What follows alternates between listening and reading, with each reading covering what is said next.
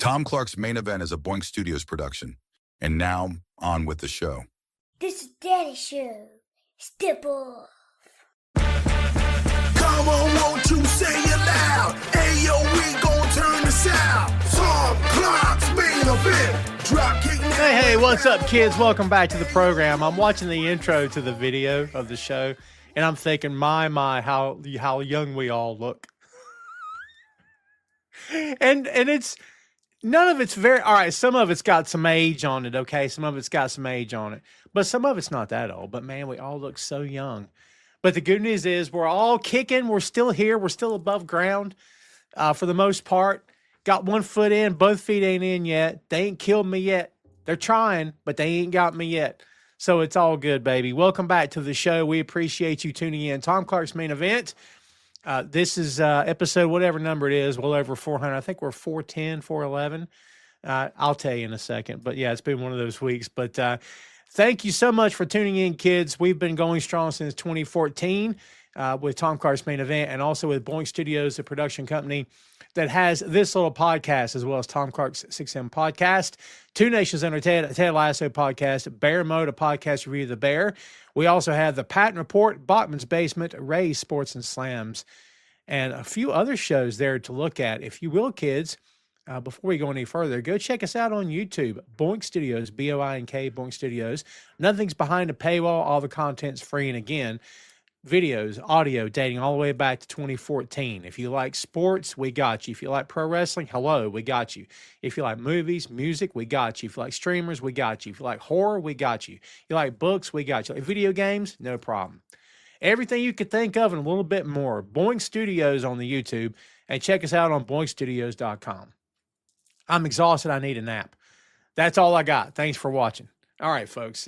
Today we're going to review AEW Grand Slam Australia. Last week, Big Tasty and I previewed the show. We hope you did enjoy that episode. We sure had a lot of fun bringing it to you. So today we're going to review it. And we got a guest on deck. We're going to get to him in just a scoosh. And before we go any farther, kids, you know what I'm going to ask you for, don't you? Do me a favor, a big, big favor, folks. Please and thank you.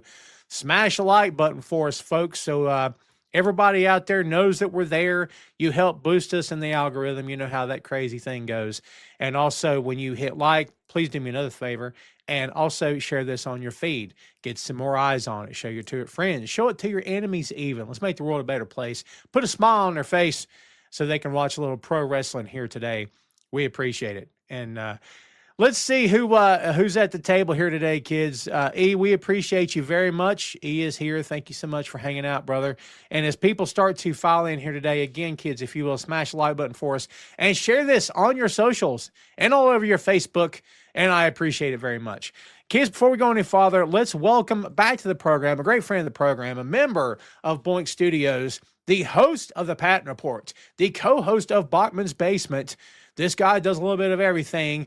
He is a Renaissance man, kids, and he's here with this brand new podcast setup coming to you live somewhere from an undisclosed location in these great United States. Please welcome back to the show, Mr. CRP, Christopher Ray Patton. What's up, man? Heyo.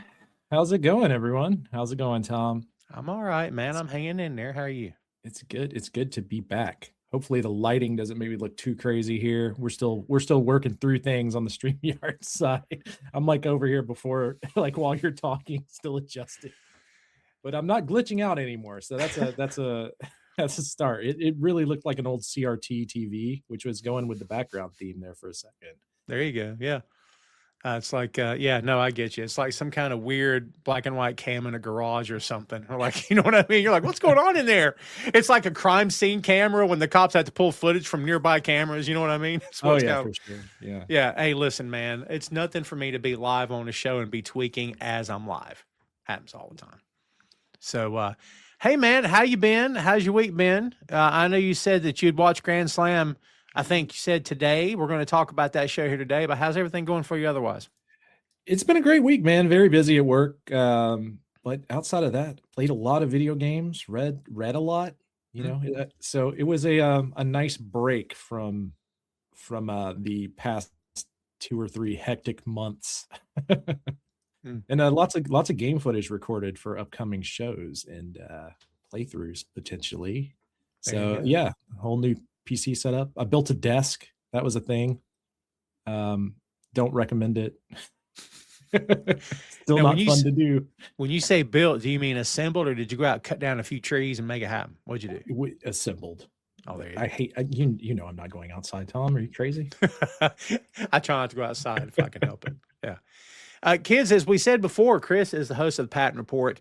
The show returned this week with a video and audio episode. There's some great gameplay there from the Warriors. He's talking about the Warriors game. And also a brand new episode of Bachman's Basement coming out tomorrow. He and Chris Clausen are reviewing Carrie. Since I just ruined everything for you, Chris, you want to talk about those 2 episodes here? Oh, yeah, sure. The Warriors is a phenomenal game. If you like the movie The Warriors, I would recommend checking out, going and playing it in whatever way you can. Since it is a PlayStation 2 game, you're probably going to have you might have to do some emulation there. I will say that the Internet Archive is your friend. If you do want to check that out. The show was a lot of fun. We also talked about things not necessarily directed around video games, but that will affect them, such as hard drive shortages and RAM shortages. And Western Digital basically saying they've already created their entire supply of what they would normally do in a year this year for hard drives for AI companies. So that was a fun discussion. Wow. That's non-video game related, but indirectly video game related. And for Carrie's just a great movie, great book. It was a super fun episode to go back to. We also talked about the 2013 Carrie. So you'll get a very difference of opinion between me and my co-host, which is always fun. Interesting. Yeah. Kids, the Bachman's Basement episode will come out tomorrow morning at 10 a.m. Eastern. So don't forget to set your notifications for that one, because it's a great episode. You don't want to miss it. Well, Chris, let's go ahead and jump into it. Grand Slam Australia was not a traditional AEW pay-per-view. It was on television. AEW on Saturday Night Live. And, I think the show delivered. Before we get started here, there were some great matches on here. And, as you and I have talked about many times before, even the cards that, and I don't want to use the word weak, but even the cards that look less than stellar, they're still phenomenal talents, usually having great matches. So, like, even on a Saturday night that's not a pay-per-view, you're like, man, that was a great show. What'd you think about Grand Slam overall? The whole card and the way it came off, it felt like just a really, really, really well done house show with some big things coming out of it. Like, and don't take that. I don't want anyone to take that the wrong way. Let me preface that with like how WWE used to do house shows in like the 80s with like Macho Man headlining and some big actual important matches when they would go to like the UK. It kind of had that vibe for me. I thought the show was incredible. It was a lot of fun. I don't know that anything groundbreaking happened on the show, but it was a lot of fun to watch. And there's some really good matches. My favorite match of the night was the MJF match over the ladder match, which I know a lot of people love, but we'll get into that a bit later and why I liked one better than the other. But it was one heck of a show. I really enjoyed it. I thought it was for 6 matches, kind of 2 hours and 30 minutes, right? All in as far as the time goes.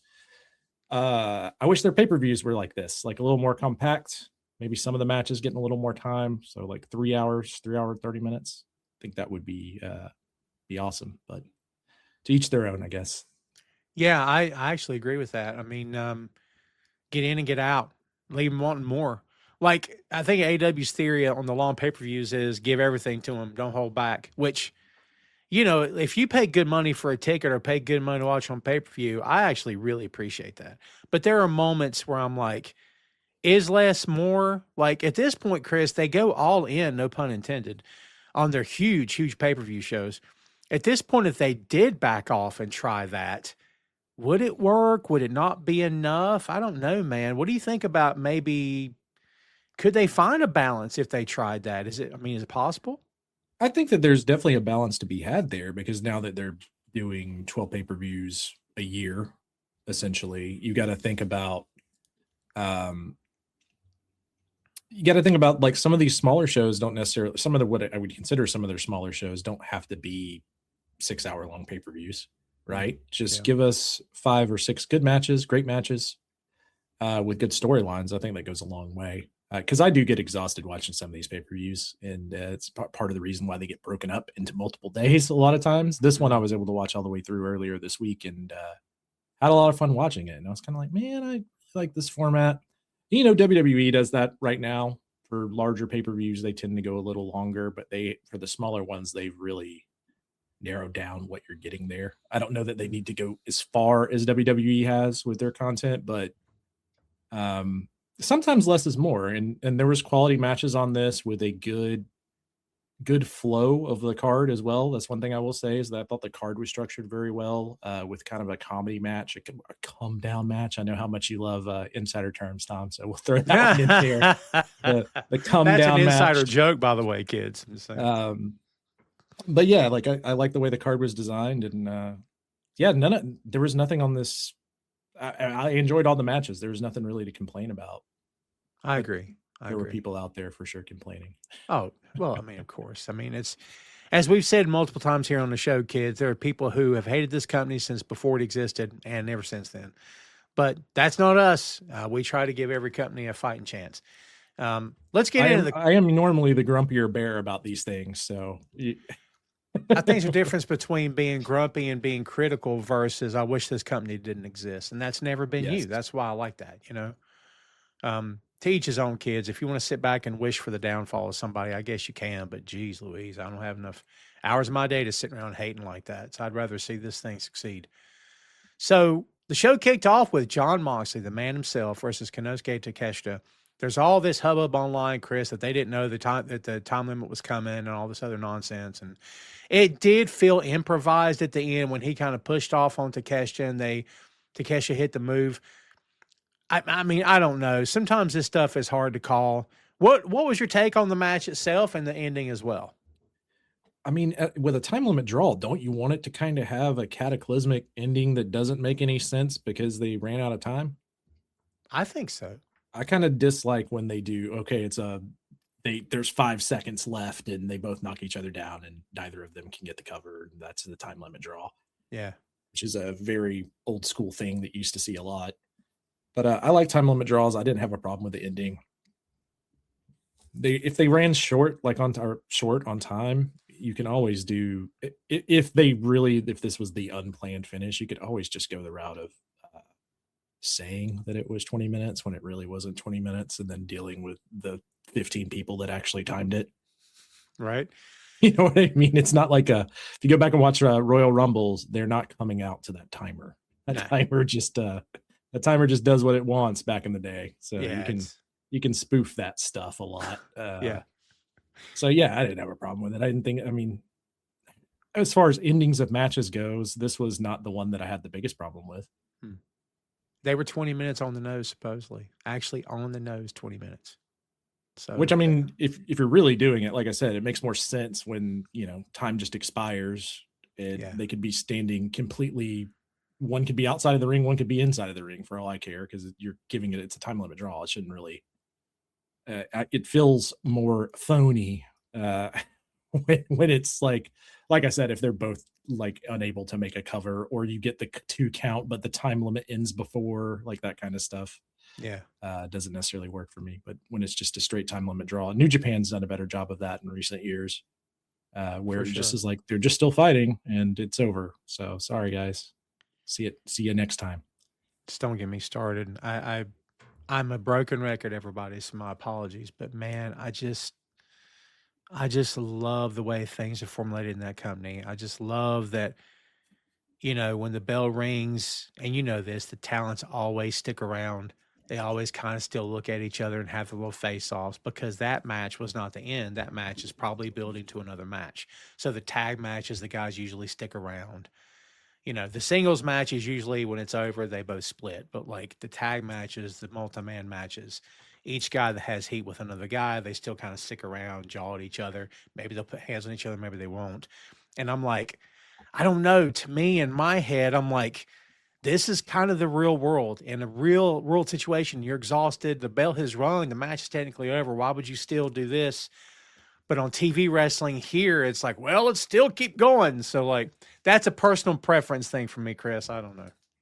Yeah, I mean, if you're treating it like a sporting event, if you're watching a hockey game, for instance, when the period expires, the period expires. They don't just keep going, or there's no like a goal after, rarely is there a goal after the buzzer goes off kind of thing. It just makes more sense when it just seems like 2 guys are fighting to fight for sport, and it's Yeah. hey, guess what? You didn't finish in time. Now they could have come out and went like overtime, right, or whatever. Yeah. I've seen that happen. You just want the ref in a hockey game. Like one of the players gets a mic, he says, "Hey ref, give us 5 more minutes." And the crowd starts chanting 5 more minutes. Yeah, That'd be which they have wonderful. done before in AEW, right? They've done the overtime. Oh, or sure. TV Yeah. time limit draws.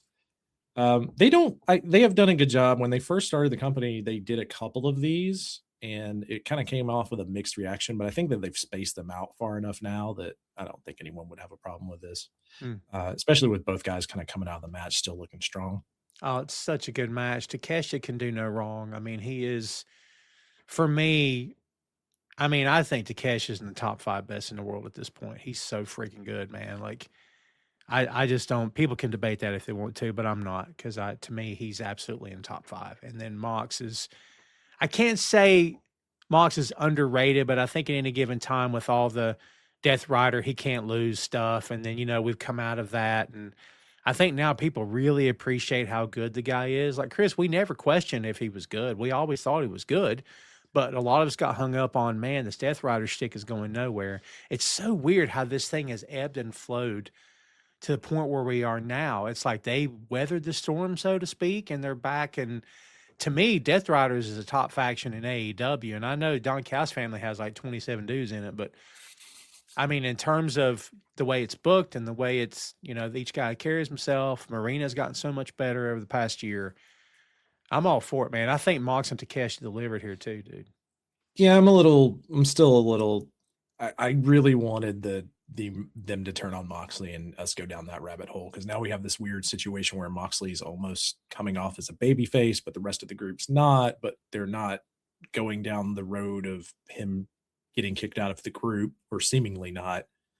They're going into this faction battle, right? That's what kind of seems like they're gearing up towards, which is okay, and maybe we'll get something out of that. But yeah, as far as Moxley as an in-ring performer and what he brings to the show, I think you could easily put him in the top 10 current wrestlers without a doubt. And if someone said that, I would be like, yeah, okay. He's not in my top. He's not in my personal top 5.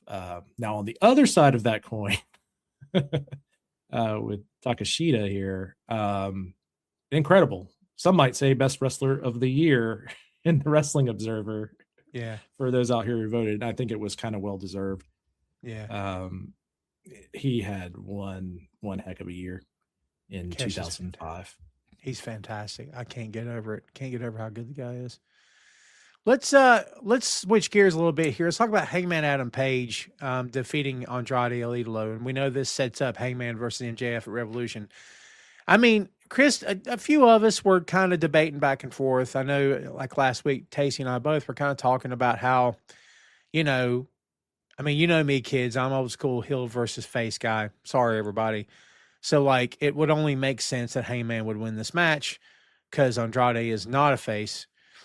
However, Andrade's has looked so good lately, Chris. He's just looked so good. His charisma is off the charts. The way they're booking him, I'm really a fan of it. I like the whole taking a selfie at ringside with the girl. I love that shtick. I love it. I think he looks great. I think he's just oozing charisma at this point. First of all, what do you think of this match? And as a follow-up to that, how do you feel about Hangman versus MJF again? It makes sense with where they're going. It's almost like they're lining people up for MJF to run through, and Hangman is going to be one of those, seemingly. But it makes sense because of their history. Hangman has 2 wins over MJF in the past, so you can build off that and continue forward with what MJF is doing. The match itself, I thought, was phenomenal. Andrade is currently on a different level. He is the star that I thought he was going to be coming out of NXT when I said this could be the next top guy for WWE before they fumbled that ball big time, really hard. And some of that might be due to him and his relationships and the way he carries himself, but he's having a lot of fun right now, and it shows with his in-ring work, and not just in AEW, but all the independent companies that he's working for. And he has been on one heck of a run here in AEW. was undefeated until this match. So him getting his first loss here, I didn't have a problem with. The stick and everything they got going for his character, I think, is really, really fun. I'm a fan of it. Man, that's a great comment about how we thought he was going to be one thing coming to NXT and it didn't turn out that way. That's a whole other topic, but no, they did that a lot with a lot of those guys over there. Ricochet was another one. You know what I mean? Like, get him to the main roster and really nothing happens. In some of that, I can't blame on booking, though. Like, if you go back through the history of Andrade, he's had problems in multiple companies, not just WWE or, even in the past in AEW, he's had some issues. And there's, but if he can come out the other side and be this Andrade week to week for the rest of his career, then you're looking at like an absolute phenomenal wrestler. What I thought he could be coming out of NXT. Yeah, that's fair. Yeah, I mean, again, I was here for it. I like Hangman Page. I know at any given time, some fans online, just their admiration of Page sometimes it gets a little crazy, but there's also a lot of haters as well. So like I'm not gonna say I'm in between. I've always been a fan of this guy. I think he is at his best when he has an edge, as he has now. I love that promo he cut the other night where he's like staring into the camera saying, "I will end you." I think he's at his best when it looks as though if you set him off, the wrong way, or if he gets set off on the wrong day, everybody's head's going to roll. Like it's like setting fire to the house. Like it was the wrong day. Was it wrong guy on the wrong day at the wrong time, right? Like I like that for him. I don't like I'm the white meat baby face, but I also don't like I'm a full-blown heel. I like that he's a face, but if a heel pushes hard enough, he'll go there. Do you know what I mean? Like you want more of the Clint Eastwood, less of the John Wayne. That's what you're going for there. You want I like that. The good, the bad, and the ugly versus, a true grit kind of situation. I like that a lot. Yeah, I would tend to agree with you there. And I mean, I guess the weirdest thing is that he's in a lot of matches, and this goes across the company, where he's not even really the true babyface in the match, right? In a lot of situations, or he's wrestling other baby faces or people that are heavily shades of gray. So him having the edge kind of just puts him on a level playing field. At least he's not having to cut the white meat babyface promo when no one else in the company is, because then that does become its own weird thing, right? Where it just seems out of place on the show. But Hangman, I don't know. I have no problem with him getting the shot. I don't think he's going to beat MJF. I don't either. I think that belt's going to stick on MJF for quite a while. So well, they've placed that freaking Cody stipulation on the match now. Okay, in case you don't know, it's going to be Texas Death Match. MJF is thinking up his stipulation. I'll let you know. I'm like, what does that even mean? The stipulation is don't lose your belt. To me, that's the stipulation. But Hangman's stipulation is if I don't beat you, I will never challenge for the world title again. Yeah, that's the dumb. This is a dumb babyface thing too, because he won a contract for this title, but he doesn't have to put a stipulation on himself. Realistically, which is I hate when babyfaces do dumb things when they're already going to be at a disadvantage against a heel. And I got to be honest with you, I think it hurt Cody when he was there. I think it hurt his character, and I think it didn't lead to his leaving. Something else is behind that, but I don't think it helped at all. So I don't like this. Right. For Paige. Yeah, I would agree with you. I mean, you immediately started getting people turning against Cody when that happened, and then you get the Nightmare Family stuff, and them wanting him to immediately start pedigreeing people and turning heel before he left. Like that was a big thing. So it is a weird stipulation to throw on yourself. Yeah. And then how do you backtrack out of it? I mean, I guess you just do the Dusty Rhodes thing where when he left town and he came back with a mask on. Right. And everyone's like, I know that's Dusty. That's the way you get around it, right? Like, I love it.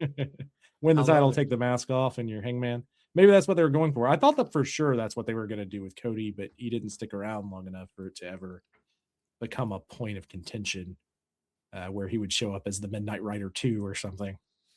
So good. I love that so much. Dusty coming out. I don't know who Dust the Rules is, but I'm the Midnight Ride. I'm like, all right, cool. Like, it's so good. Yeah.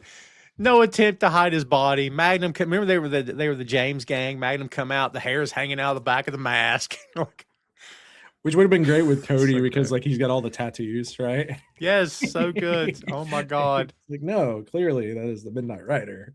And they could have got the Music Brothers from the Almond, could have got the the music from the Almond Brothers. It would have been a So whole good. thing. And I'm assuming that's where they were going with that eventually down the road. I love it. But yeah, maybe that's what they're going to do with Hangman here because I don't see a world where he is beating MJF for that title. I feel like they're lining up a lot of people for MJF to run through. That's kind of what it seems like. And to your point, like it's a bad baby face move because if he walks it back, then you're allowing the face to defeat his own credibility. And I've never been a fan of a baby face looking less than. I've never been a fan of a baby face. When a baby face tells you I'm going to do something and he doesn't do it, that hurts him. If a heel tells you that, it's not quite the same impact. He'll say a lot of stuff. They threaten a lot of stuff. He'll says, I'm going to kill you. You're not going to kill anybody. But like if a babyface says, I'm going to win that belt tomorrow and he doesn't win it, that's kind of a big deal. Like, occasionally he's fine, but repeated, nah, dude. Again, Chris, I'm in my head, I'm that guy that I'm like, yeah, but I don't believe it now. I don't believe in this person anymore, this character. I have no reason to support him. No reason to think that he's going to be a man of his word because he's walked it back already. That's kind of why the Dusty thing was so brilliant, right? He didn't really walk it back. He tried to find a way, a funny way around it, the loophole, so to speak. But yes, I agree with you. It's kind of one of those things where why are you doing anything for MJF, right? Yeah, right. Like, if anyone needs you've beaten him twice. If anyone needs any kind of stipulation on the match, it should be MJF, not you. I agree. Like, yeah, the heel should be the one that's like, well, why don't we do this? Something to try to give him an advantage. Well, I guess versus the baby face. Yeah, and dude, I guess the thought is, well, I got to talk him into doing this because he don't want to do it. And I'm thinking, but you already got the title shot. Yeah, like he raised the contract at the pay-per-view, so it doesn't matter. Like what MJF wants doesn't matter. You could have done a whole storyline where MJF is trying to find ways out of the match, or if he's pushing Hangman to the edge, and if Hangman touches him, the contract's null and void. There's so many other ways to set up what they were trying to do to get that stipulation that they didn't do. So it just makes your babyface look dumb because you could go the route of you build up. MJF has a stipulation where if you hit me, it's null and void. He hits him and he's like, okay, well, we're going to do the match. We can still do the match. But here's all these stipulations around it if you lose, right? Which would have just helped MJF as a heel, as well as put Hangman at a disadvantage and have a reason for him to be in that situation where if he loses, he can get a title shot again. Like there's other ways to do what they're doing versus this. And all of those ways have been used in the past. So it's just, take a little bit of time and think the idea through. I think with this one, because it does make your babyface look dumb to just put a stipulation on themselves. Yeah, and to Ray's point in the chat, like Swerve turn heel again Wednesday, which I think we all kind of saw that coming. If anyone's going to turn heel again, it's going to be him. But in my head, it feels too soon. However, it is what it is. What's done is done. But, Paige not turning heel is absolutely the right call. So, yeah. Right. But that has nothing to do with Paige putting the self-restriction on himself or the stipulation, right? Like, no, I just, in my head, where I'm going, Swerve versus Hangman again, which, yeah, that's fine. But like what does that have to do with the match that he's currently in at the next pay-per-view? We're not there yet. You can still set up that stipulation in a different way and have Swerve, cost Hangman a title shot forever. You can still do the story and make more sense than just having your babyface look dumb. Yeah, no. And you know what? Maybe that's where my head's at. But also I'm thinking long term, like they had such a phenomenal feud. There was moments in that feud between those two guys where like, I've never seen anything like this before. I've literally never seen two men do these kind of things to each other in a pro wrestling ring. But like when you go to revisit that, man, I'd be cautious. I'd be like, how in the world do we follow it up? How, you know what I mean? Like, how close do you think we are to that, by the way? And I'll quit worrying about it. Well, I mean, if Swerve's turning heel, you got the stipulation set for the match where Hangman can never, go after the title again. Mm-hmm. It's all roads are pointing towards Swerve costing him the title and MJF retaining, right? Mm. And then that sets up that feud, and they can run that for a while. I guess the real question is, did we get enough of it the first time around? Because I think I kind of got enough of what they could give me the first time around, because they did pretty much everything you could do to one another. Had people breaking into houses and stuff in that feud. I got enough of it. And I say that, and I love both guys. But as a fan, I got enough. I don't know what more you can do. And if the answer is, Tom, they're going to up the violence, I don't think I care about that. And I'm not a lightweight when it comes to wrestling. I can watch stuff, but like, I don't know if I need that.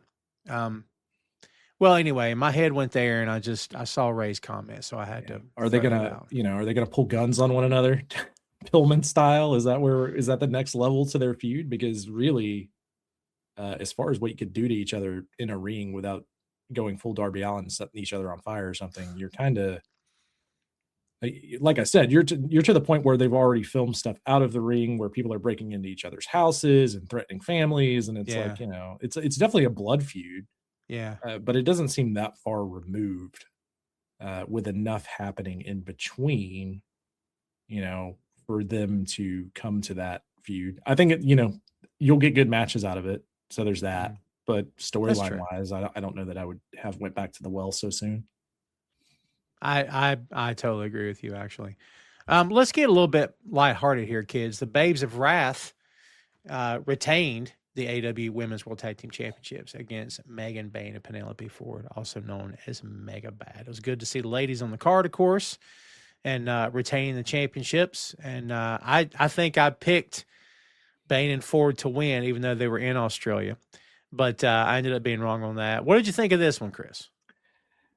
I enjoyed the match. I thought the finish was a little weird with them not winning, but then introducing someone that's going to clearly be grouped with them, because why would you wait until the team that you're going to be aligned with loses to make yourself known? I thought that was a little silly, but match itself was cool. I like Lena Cross, so that's exciting. It's going to be cool seeing her grouped with Mega Bad. Sorry, I was reaching for the name there of the faction. And yeah, I mean, those will be some interesting matches going forward, and how they rotate that fabulous Freebird 3-piece going in and out.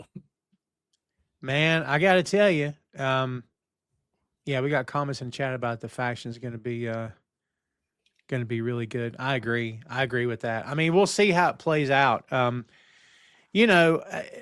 a fan of New Japan, kids, I don't know how you can go around hating factions too awful much, because they do a lot of it in Japan. They do it very well, to be honest. But, we've talked back and forth here, Chris, about whether or not they do it well in AEW, and sometimes they do, sometimes they don't. But it does feel as though, well, if you're a woman in this business, why in the world would you not want to go work for AEW? Like, they just give so many opportunities, and they'll feature female talent from all around the world. You don't even have to technically work for that company. As long as there's a partnership between them and Stardom, whoever, they can bring you in and to work matches and whatnot. Their talent versus yours, that kind of thing.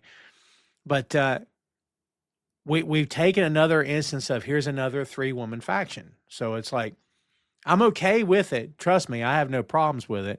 What do you think about, Chris, the idea of, we're going to sign people, we're just going to group them together, and at least they're getting TV time, but this is what we're doing? Does that make sense on a roster that's so heavy at this point? Well, so with Lena Cross, right? She's been signed for a while. As far as I know, they just waited to debut her here for whatever reason. I'm assuming hometown. As far as putting them together, I mean, you got tag titles, you got trios titles, you have 2 other women's titles. You got to have something. You got to have enough talent to do all of those matches. So Absolutely. at some point, you put yourself in a situation where, much like New Japan, where you have a lot of talent, you got to put them in factions together. I think Megan Bayne and Lena Cross together as a dominant tag team and protectors of Penelope Ford, maybe going after one of the other titles, is one of the more interesting 3-piece factions that they've had going in the women's division, because you almost like 2 bodyguards. Like I said, Fabulous Freebirds, right? You do something like that, especially in that division with the size that Megan Bayne and Lena Cross has. I find that very interesting, at least, versus just we threw these people together. It seems like there's more of an idea behind it. I agree. And it looks like Cross and Bane are technically like the same. They're nose to nose, which is pretty cool. So I enjoyed that. Yeah, I mean, as long as you can spin the plates and you don't drop them, and everybody can look good and get what they need to get on TV, I think it's fine. We'll see how it plays out. I'm gonna be pro until there's no reason to be pro. Do you know what I mean? No reason to be con. But you know. I would tend to agree with you there. I mean, I'm just going to give it a benefit of a doubt, because I think that Megan Bayne and Lena Cross together as a tag team in that women's division could be very brutal. And then you can have Penelope Ford just being like a Michael P.S. Hayes, basically. I'm protected by others. Yeah, right. Which is fun if they do it properly. But they haven't, it's not been enough time yet. I might hate it 3 weeks from now, but as of right now, yeah. I like it. I like the pairing. I think it's interesting at the very least. I do hate the way that they, like I said, why not just have them win the titles? It kind of makes Lena Cross look dumb, letting the team that she's going to join lose and then show up. Like, what's the point of that?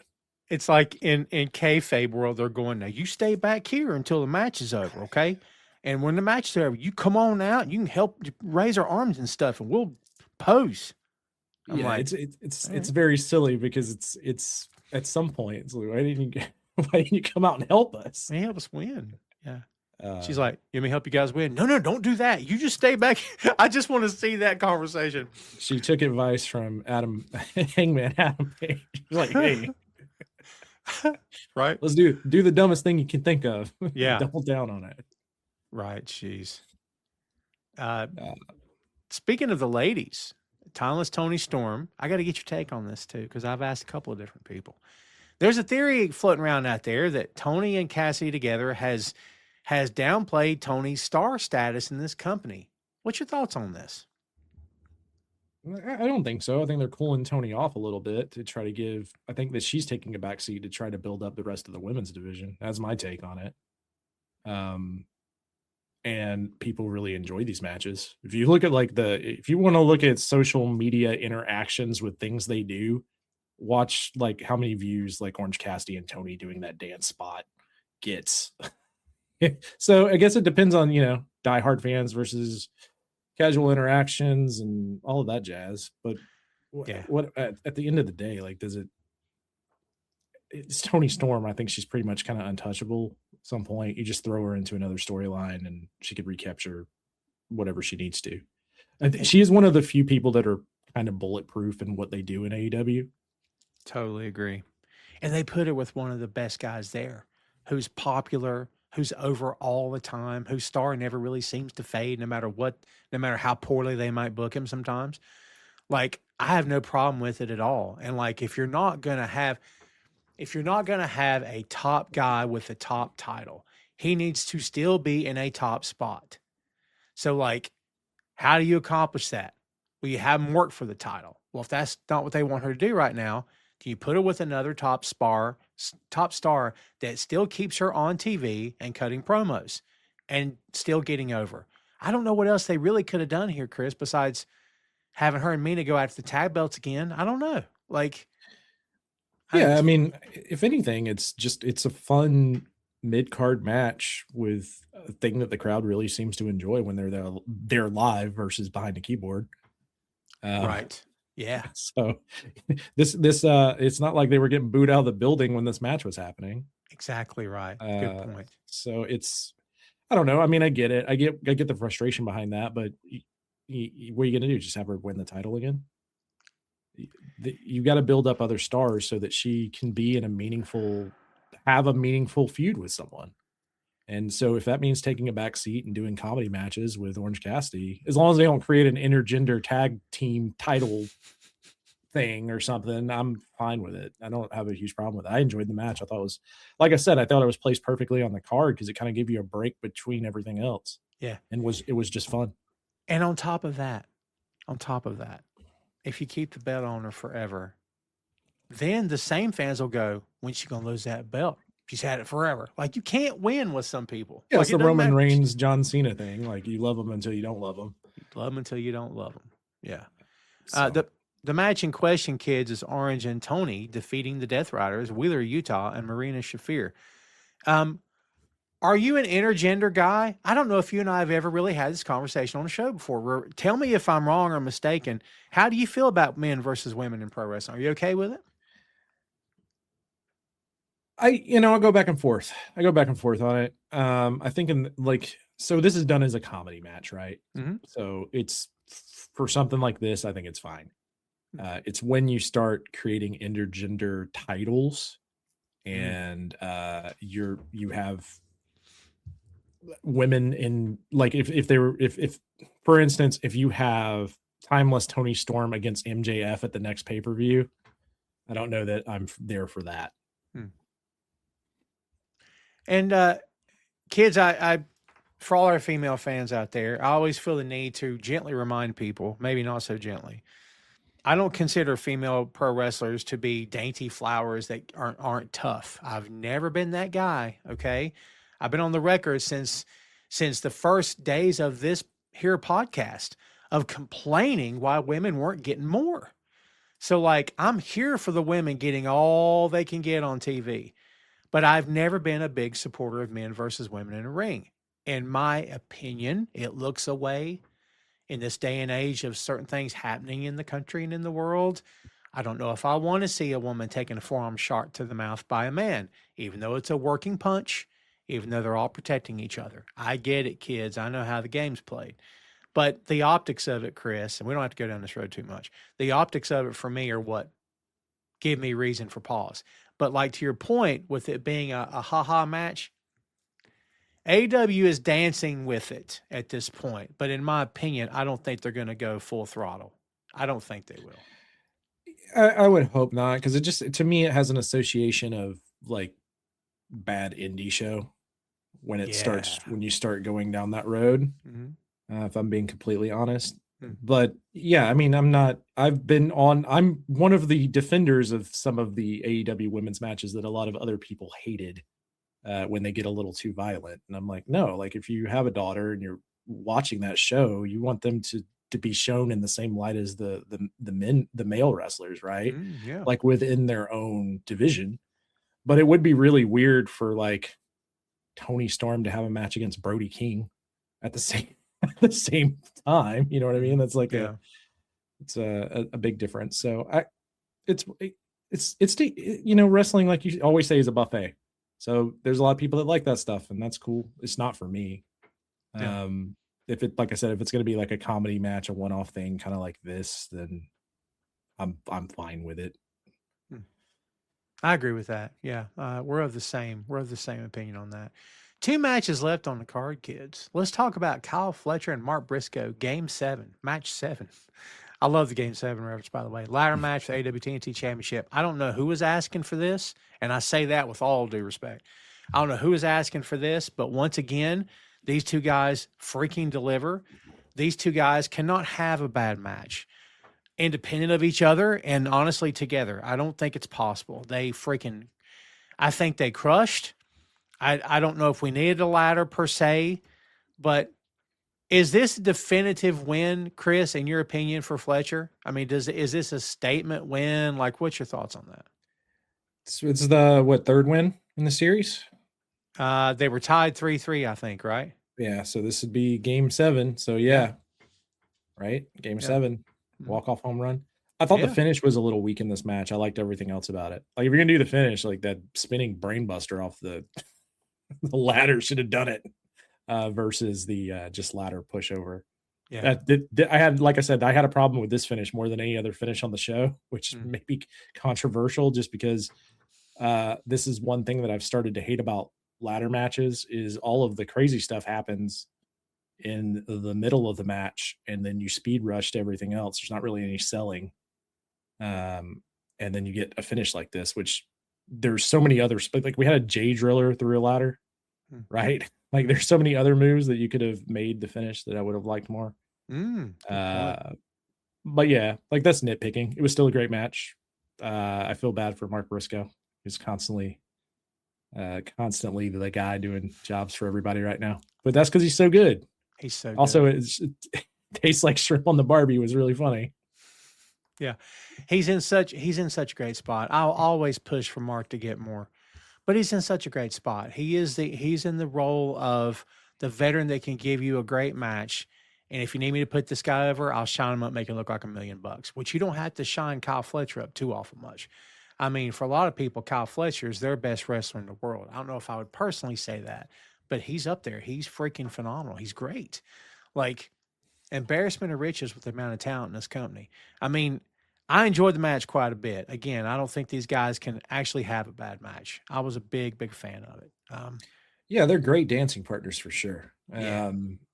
And this one I would feel fine seeing later on down the road again, versus like what we were talking about with Hangman and Swerve, because I feel like there is more. We haven't been to the farm yet. That's what I'm getting at, Tom. I wanted the farm match so bad. Take Kyle to the farm, see what happens. I wanted it so bad. I wanted Fletcher to be making that face like Regal. What is this? Where am I? You know what I mean? God, that would have been so good. What's up, Tim? He's comparing this match to the Death Triangle versus the Elite from a couple of years ago. It's not a bad comparison. Yeah. I assume this is going to be it for a while, which I think 7 matches is good. Let it run its course. You could always run it back in 6 months if you wanted to. Give it a fresh coat of paint. Give it new stakes, higher stakes maybe. Maybe Fletcher is world champion. By the way, what's your over and under opinion on Fletcher getting the world championship? We talking a year? We talking 8 months, 6 months? What do you think? I mean, God, like within a year, Will Ospreay's back, right? So I don't know. I think Ospreay versus Fletcher for the world title is probably going to be where they end up at some point. I would say, yeah, that makes a lot of sense. Yeah, I like Kyle Fletcher a lot. It's interesting. What opponent do you put him against? Is it MJF? And can he hold his own in that kind of storyline with MJF promo wise? That would be my biggest question. Talking about Ospreay? No, Kyle Fletcher. Kyle Fletcher, yeah. We're talking about the near future, let's say 4 or 5 months. Yeah. Because I'm assuming MJF's going to run through Hangman, probably Takesha. There's probably a couple more that'll be in between there before him and Kyle Fletcher would face off. And plus, you just had Swerve Pin Omega. That's a big deal. Like in the pecking order, in terms of what we see and what the pecking order of who top contenders, quote unquote, are. I mean, Swerve, if he wasn't already there, he's just moved up a spot, technically speaking. So, I mean, can I be straight with you? I don't think you book Swerve and MJF anytime soon, because look, kids. Well, I mean, it depends. It depends on what, if you do the finish, like I was talking about with Hangman, then the next feud for Swerve will be Hangman. Then you have, like I said, you can go to Omega, MJF. There's a few other places that you could go that already have some built-in history before then, and then come back around to Swerve, or have Kyle Fletcher win the belt and then Swerve's the next opponent there. That seems to be like they have kind of an idea of the general challengers for the next like 4 or 5 months kind of set up. That's a good call. Fernando talking about Fletcher should lose at TNT. I don't disagree with you, but they love belt stacking on guys in that company, boy. They love it. Like, they'll give you 2 or 3 belts at a time, man. I don't care. Yeah. There was a great sign that said too many belts. That's all it said. And I was like, yeah, I agree. Oh, you could have you could have these matches without having to tie people into see, that's the other thing, is when you have this many belts, now you've tied people into belt storylines, because you have to have a contender for each title, or you have to combine the belts, and now you got this weird. How many belts are in this company? 12? 15. I don't know. 15. I'm not joking. I don't know. You might be right. Yeah, without counting Ring of Honor, there's at least 10 I can think of. Ooh. Right? Because you got the tag titles, 2 sets of tag titles, 2 sets of trios titles, 2 TV titles. Then they got rid of the FTW title, so not counting that one, but you have the split men's title that was one and now is split apart again. And then you have the heavyweight title. Like, we're getting close to like 10 belts. and each of those belts have to have a storyline. So there's 4 men's titles. You got the world, you got the TNT, the Continental, the International, right? That's 4 men's titles. right. And you got the men's tag team titles. That's 5. And again, not counting Ring of Honor belts, as you said. And then the women have, and then the trios, that's 6. And then the women have, the women's that's 7, tag that's 8, trios that's 9. If there maybe there is a 10 I'm not thinking of. Yeah, like I said, close to 10. I'm not looking at a list right now, but you got to have 10 storylines. Yeah, good call. So you split, that's why it seems like those mid-card titles flip a lot, because you got to move people in and out to other storylines for other belts. There's no way around it. This is the problem with having that many belts. That's why people complain about it, because it locks you end up locking in a lot of things. You don't leave yourself, if you're booking, don't leave yourself a lot of room to move people around without it not making any sense. Yeah. So, like, for instance, Mark Briscoe now can go chase a different title, right? Mm-hmm. Because this storyline's over. But does that really make sense, or would he just continue to chase the same title? Yeah, it's a weird one.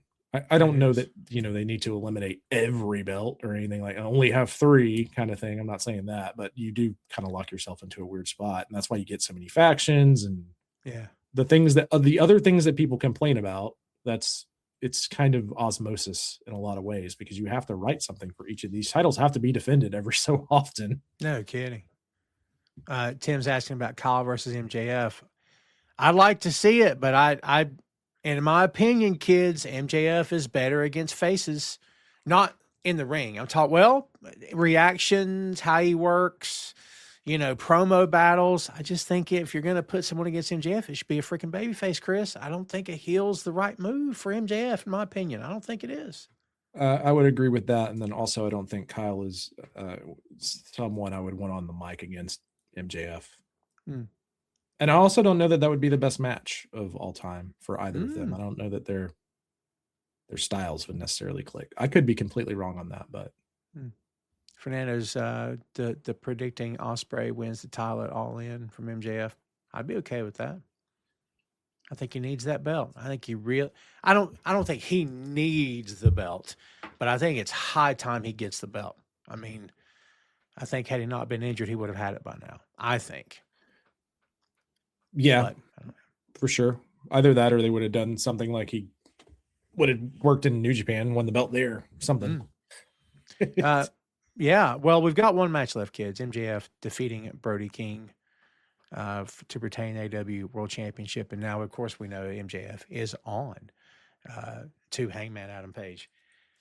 What do you see for Brody at this point, now that he's had this world title shot? During the match and after the match, are you thinking, I'm not suggesting it's all or nothing. I'm not trying to put you in a weird spot.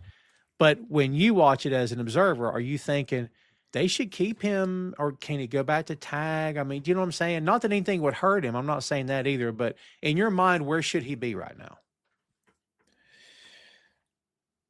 I mean, I'm assuming that he goes back to the tag with Brodito, right? I would assume.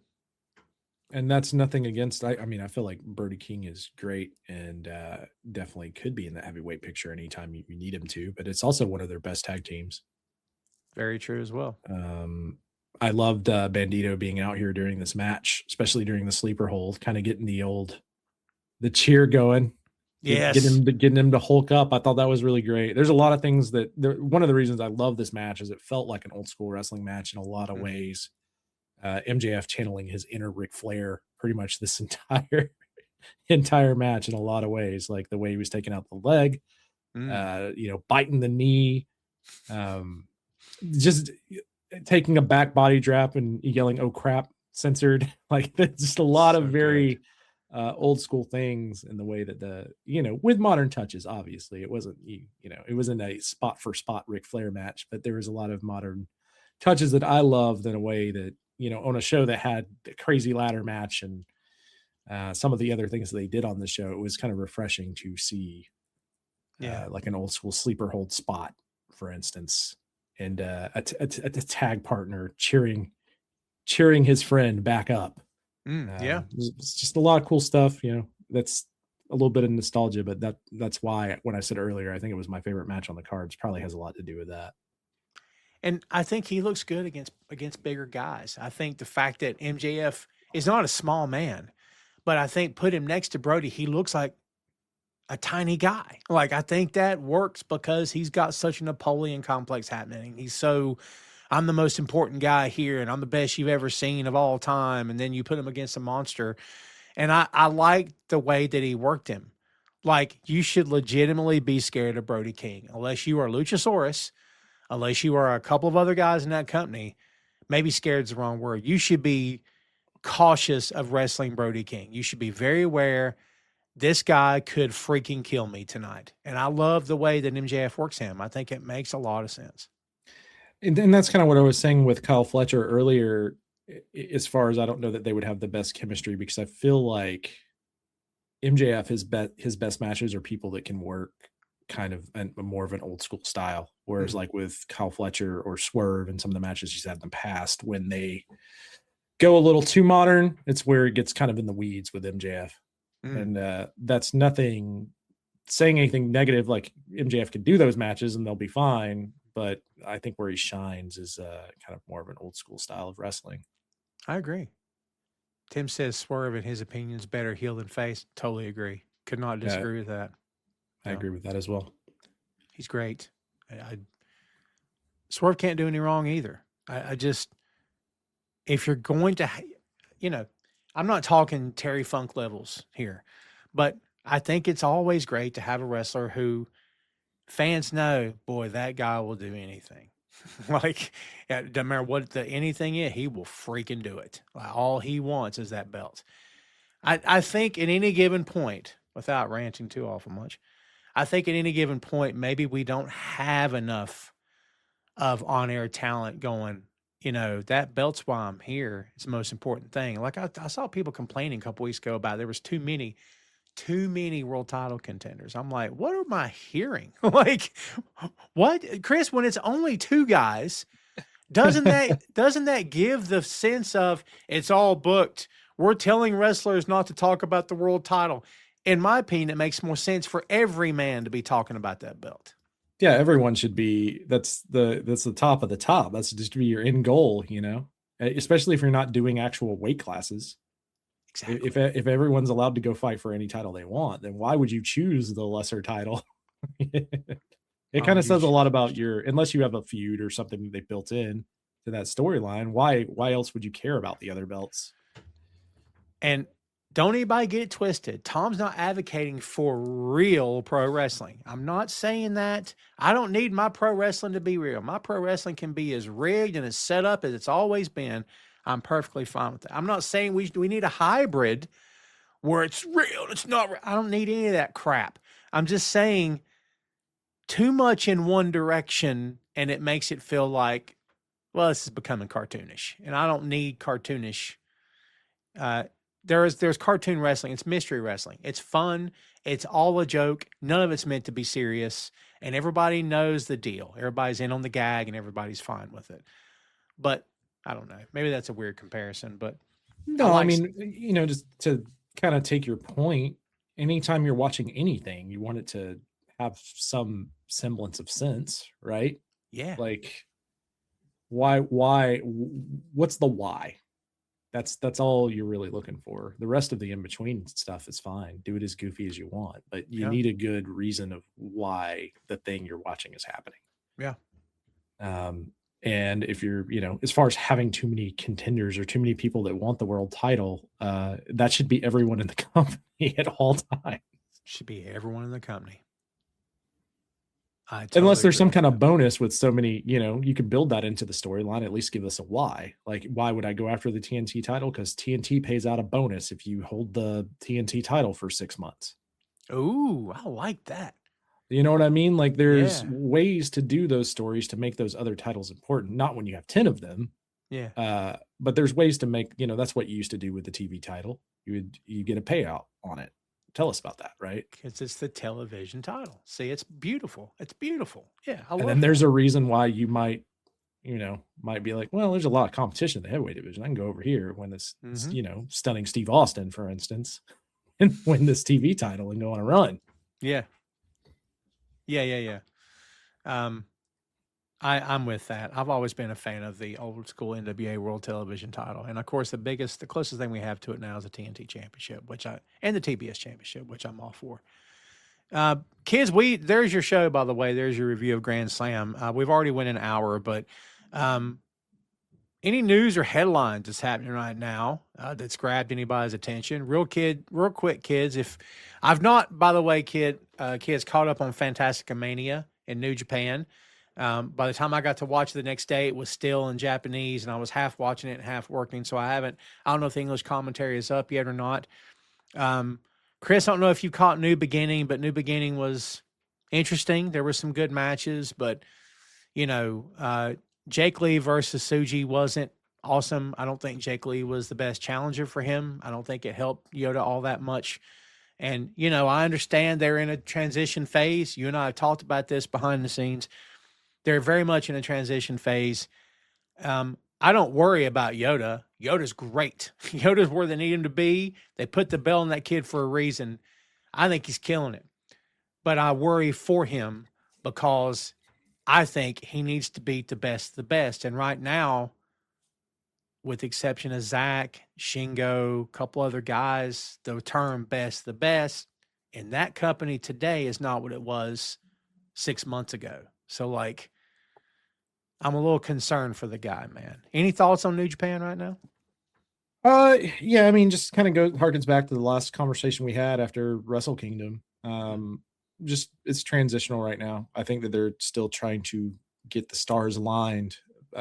Suji, I believe, is the ace. I stand by that. I think he is the guy to carry that company forward. I agree.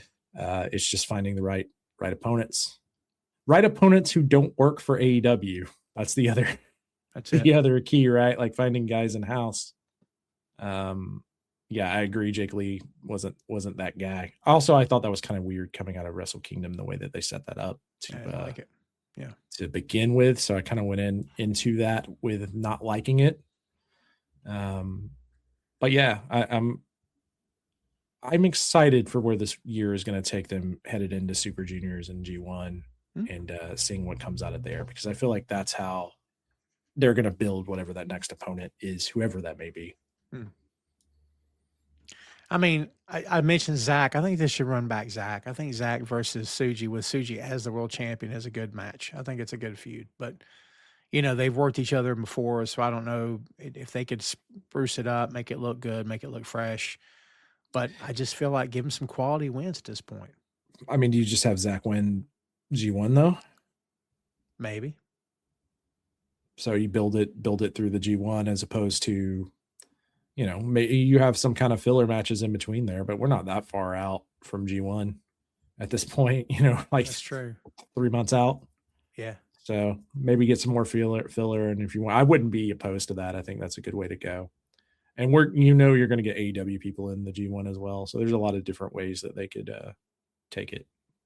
By the way, we went through that match. Didn't even talk about Wheeler getting his haircut. Forgot to mention that bit about the stipulation. What's your thoughts on that, man? Well, I mean, was there going to be any other outcome? Like, I think it was a foregone conclusion that man was getting his haircut. Yeah. So, and I'm a stickler for stuff, as anybody can tell you. And this is not me trying to crap on anything, but it kind of got ruined for me when they had Tony on live TV say that she'd look good with no hair and she was okay with it. At that point, I don't know why I care. I still enjoyed the match. Don't nobody be thinking I didn't watch it. But at that point, I don't think the face should be scared of a haircut, but there should be some, I'm much too beautiful to have these gorgeous locks shorn off my head. That would have been enough. But I don't know, Chris, sometimes wrestlers say weird stuff and I'm like, then why do I care about it? It's fine. I'll let it go. I did let it go. I only mentioned it today. That's all. Yeah. It was easy to forget that was even a stipulation on the match for me, because the one person who would have been the most affected was Tony Storm. And like you said, she kind of no-sold it. It's like, well, she's not wrong. She could just wear a wig. Sure. It's not But that don't tell me big of a- that. Like, Yeah. I mean, that's why if you're going to do one of these, it's usually hair versus mask, yeah. because there's more on the line. You put someone like Andrade against Bandito or something where it's hair versus mask, it kind of makes a little more sense, pays more homage to where those matches come from. Yeah. Tim says storyline between Darby and Gabe has been. I love Gabe. I love Gabe Kidd. Gabe Kidd is another guy that can go there. And I'm not saying elevate Gabe today, but in my opinion, Gabe and Swerve are very similar because Gabe is that guy that will I will do anything it takes. I don't care who doesn't like it. Like, you can use the word heel, sure, but he was turning face in Japan because the fans, he didn't do anything turn face. The fans just all right, I respect him. Let's start cheering for him. So they did. But I think that he and Swerve are very similar in that regard, Chris, that Gabe's whatever it takes. If it kills me, I'm getting that belt. I like that a lot. Yeah, it's it's a great storyline for sure. I'm looking forward to more of that. I love him, man. The criticism for match, yeah, I agree. Yeah, I thought the match was fine. Anything Tony's in, I just don't understand why anybody craps on anything Tony's in. I don't get it either. I mean, it had some of the biggest fan reactions out of the night. So she's a hit, man. She's a hit. It's one of those things where it's well, it's in itself is kind of supposed to be, like I said, a come down or a comedy match in the middle of this card to set up for this crazy ladder match and heavyweight championship match in between what you've already seen. So, I mean, I don't know. I had no problem with it. I thought it's what are people saying the problem with it was? That it was a comedy match? Maybe. Or they didn't like the outcome of the entire Death Riders letting him get his hair cut with no kind of repercussions. Fernando, you got two different crowds when you're saying they boo Tony but cheer that doofus in WWE. One of the worst gimmicks of all time. It's two different crowds, though. I mean, that's something to keep in mind. You're talking about the fans online poo-pooing it. That makes sense. Well, you've got tribalism, Chris. And AEW fans can be as guilty of it as WWE fans can. This is the best wrestling of all time and everything else is crap. If you want to have tunnel vision and have blinders on, I guess it's fine. I don't understand it. But I think it's available in any company with fans where they're so territorial and they're so tribalistic that if it's not in this company, it's garbage. I don't know. It's weird. I mean, at some point though, when you're booking a card, right? You can't have every match be a 5-star match or no matches is a 5-star match. No. So you need stuff like this. I just, whatever. People just are mad because it's an intergender match on a pay-per-view. And that's really the problem with it, is that they're I don't like intergender wrestling and it's disgusting. And why would they do that? And also there's a little comedy to it.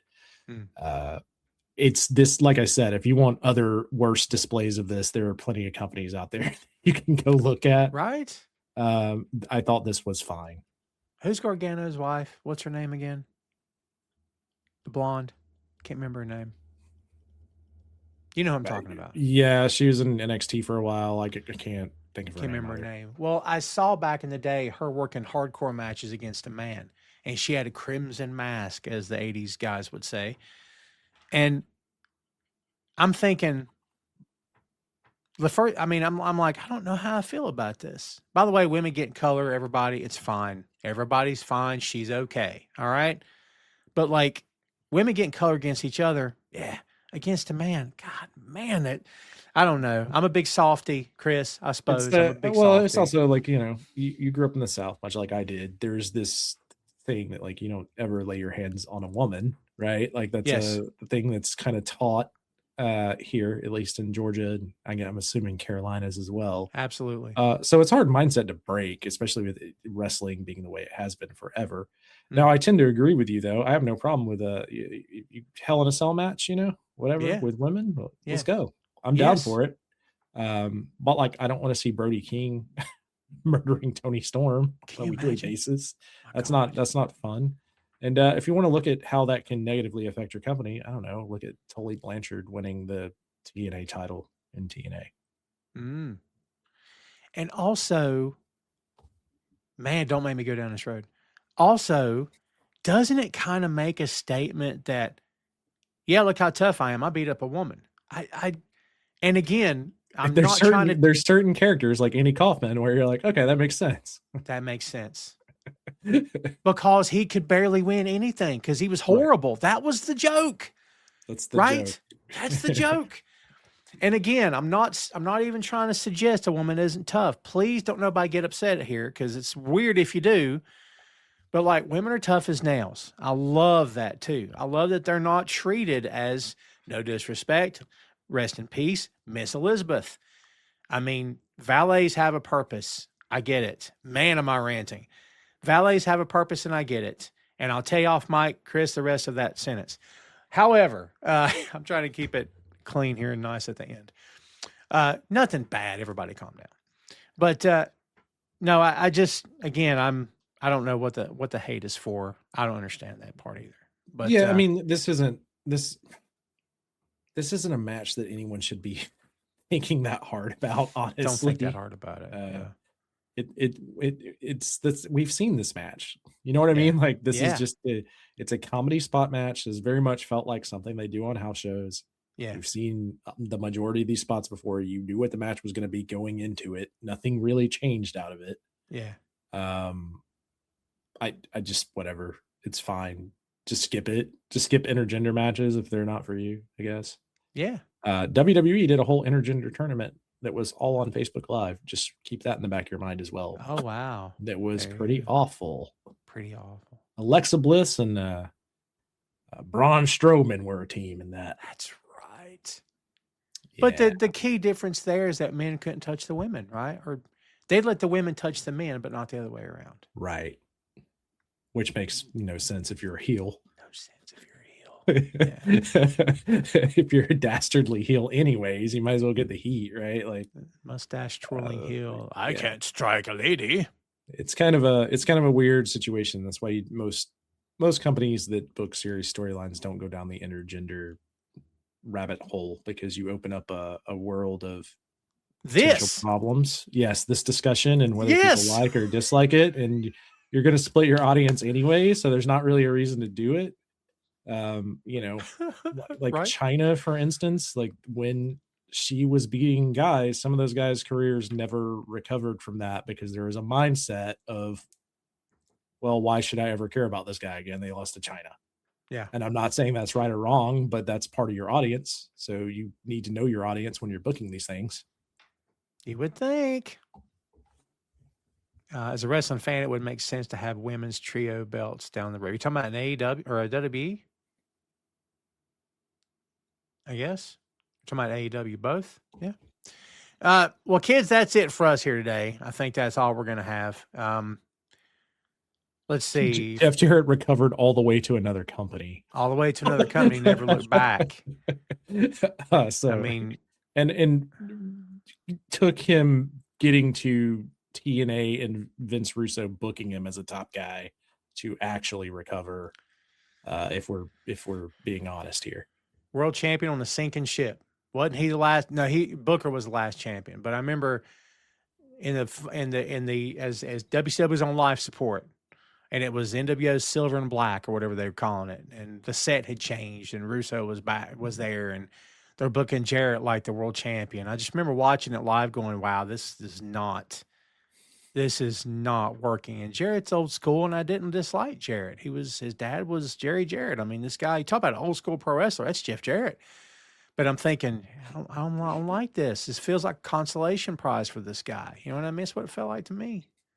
Yeah, and I love Jarrett, and I'm not taking anything away from him. We had the wonderful opportunity to interview him before he went into the Hall of Fame on my previous show, Wrestling Geeks Alliance.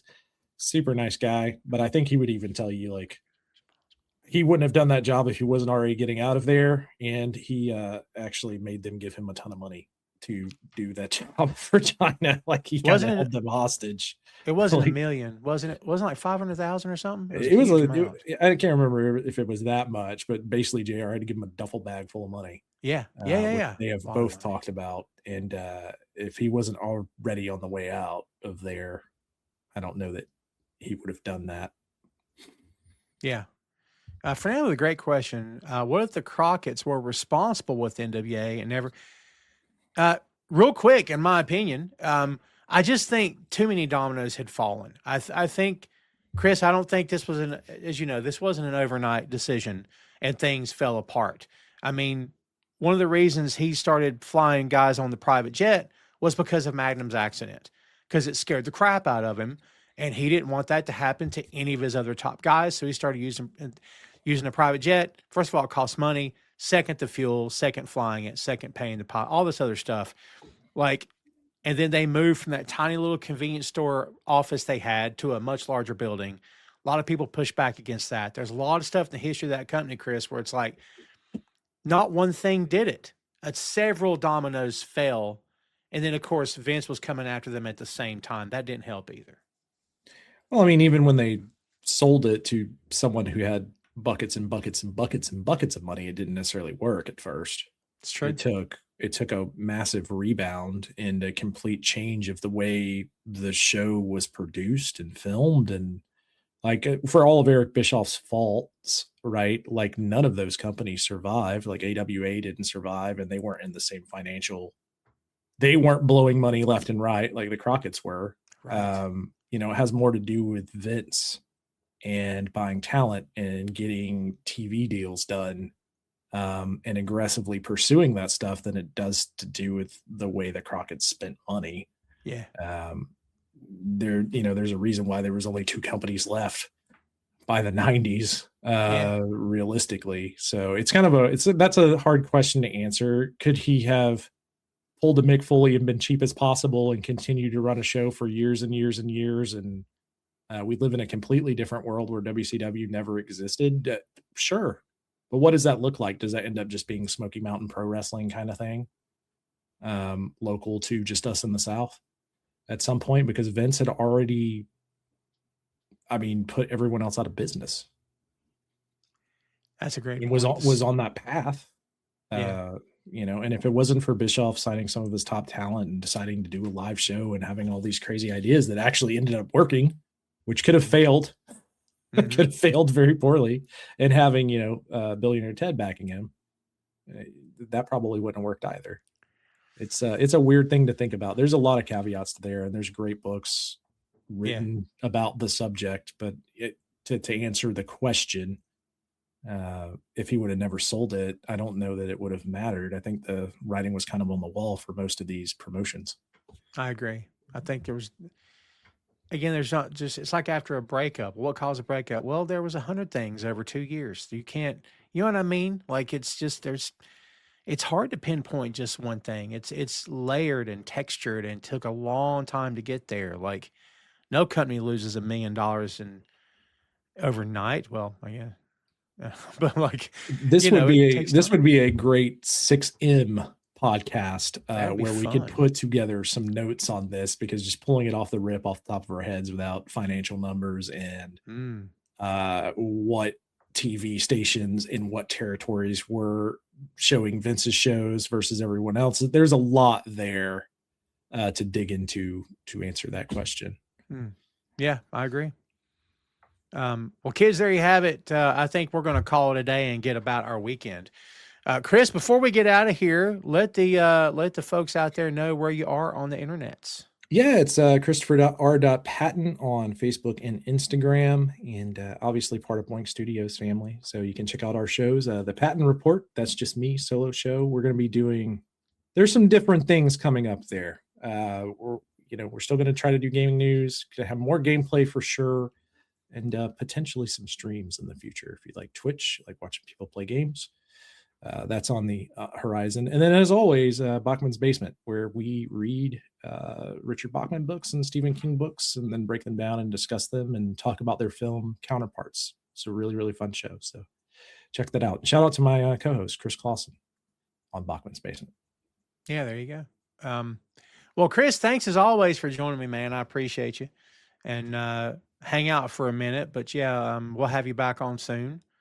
And thanks as always, dude. Thanks for having me. Everyone have a great weekend. All right, kids, there he was, Christopher Ray Patton himself. Thanks again, kids, for hanging out with us here today.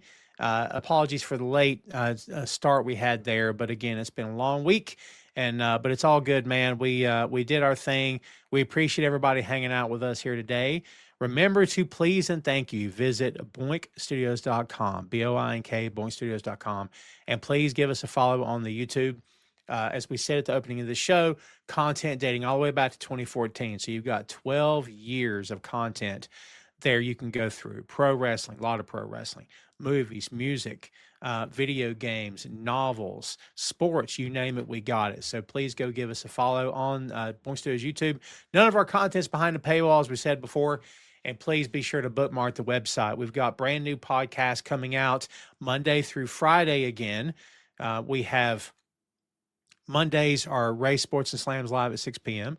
Tom Clark's 6M podcast comes out Tuesday. Wednesday, Bear Mode, a podcast review of the Bear, returned this past week with the season 2 preview. We're off to the races moving forward with season 2. 10 episodes you can enjoy there, kids. Thursdays, the Patton Report comes back to you. Friday, Tom Clark's main event, of course, that's us. And on Saturday mornings, Bachman's Basement. So 6 days a week. Sunday's the only day we take off. Go make your jokes as you want, okay? It's fine with us. In Boink we trust, baby. Go have fun with that one. I don't care. It's my show. So thanks, everybody, again, for hanging out with us. We do appreciate it very much. Thanks, everybody, for giving us your time, for giving us your attention, for downloading, for subscribing, for doing all the above and a whole lot more. As always, it means a whole lot to us. And again, everybody, we hope you have a great weekend. Watch you some pro wrestling this weekend. Get caught up on New Japan. Watch some stuff. Go out to your local shows. Support local pro wrestling wherever you possibly can. And we appreciate you guys very much, as always, for hanging out, being part of the show, and being part of the experience, and for enjoying, and for following and liking and subscribing and all that good stuff. That's all we got right now, folks. We'll be back here next week, barring any unforeseen circumstances. But that's all we got for today. We appreciate you very much, and we'll see you next time, kids. Tom Clark's main event. Tom Clark's main event. Tom Clark's main event.